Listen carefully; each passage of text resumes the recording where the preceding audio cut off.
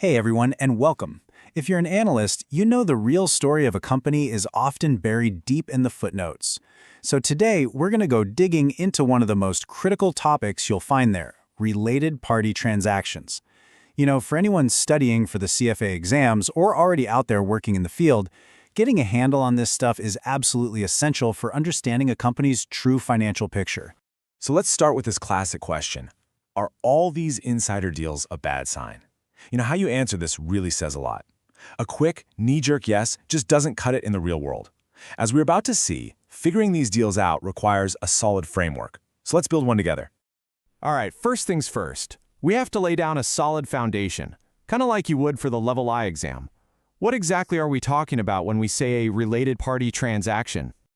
Okay, so the official definition is intentionally broad. A related party isn't just another company in the corporate structure. It covers the key management, the board members, any big shareholders, and get this, even their immediate families. So as an analyst, you have to cast a really wide net when you're looking for these kinds of connections. Now, this is a super important point, especially for those of you already practicing.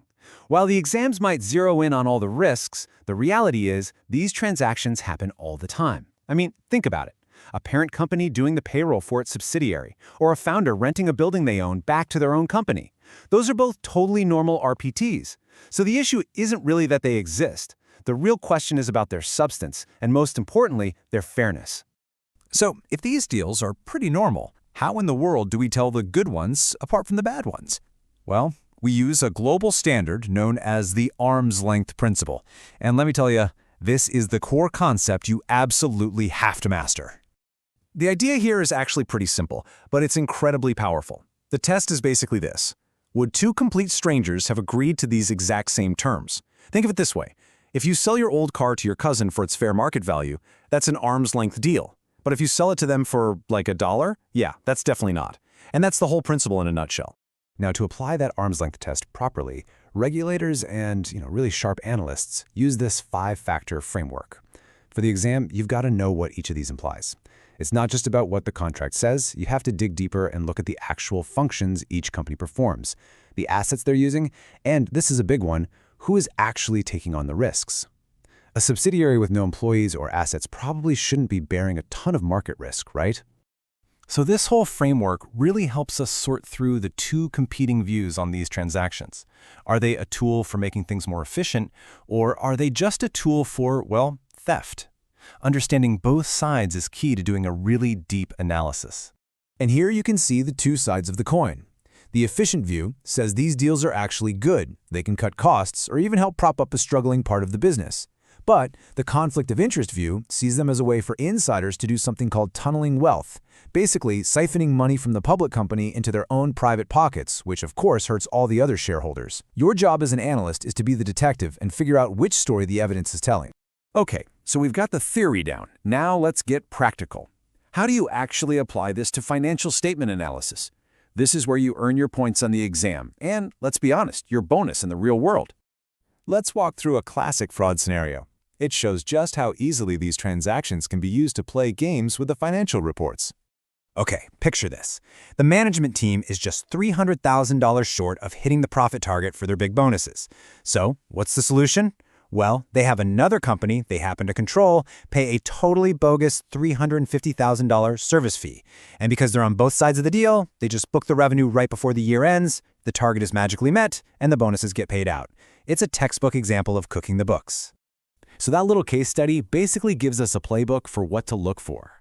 This slide right here is a checklist of the key red flags you need to hunt for in the footnotes. For all you CFA candidates, this is an absolute goldmine for potential exam questions. You want to pay special attention to things like transactions with no clear business purpose. Are those weird round dollar amounts that get booked right at the end of the quarter? That is a classic sign of earnings management. Spotting these red flags is so critical because the consequences of getting these deals wrong are severe, not just for the company, but for the analyst who misses them too. One of the biggest risks is something called double taxation. So imagine a tax authority in one country decides a subsidiary underpaid its parent company. That authority adjusts the income up and demands more tax. The problem is the other country might not agree to give a corresponding deduction. So what's the result? The exact same profit gets taxed twice. This is an absolute nightmare that can take years and millions in legal fees to sort out. And it's not just about paying the back taxes. Oh no. On top of that, you get hit with massive penalties. I mean, just look at these numbers. In the US, penalties for these kinds of errors can range from 20 to 40% of the tax that was underpaid. These are not rounding errors, folks. These are material, cash flow crushing numbers that can seriously mess with a company's valuation. And finally, beyond all the hard dollar costs, there is a huge reputational risk. A public fight with tax authorities over how you do business with your own insiders? Well, it raises some serious questions about your company's governance and ethics. This kind of thing just erodes investor trust, and that can damage the stock price for years to come.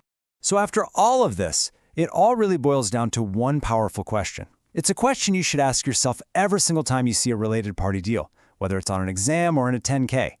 Is this transaction creating real, sustainable value for all the shareholders? Or is it just moving value from the public company into the pockets of a few insiders? Your answer to that single question, that's the heart of your analysis. Just remember, this explainer is for educational purposes and to help you on your CFA journey. This is not financial advice.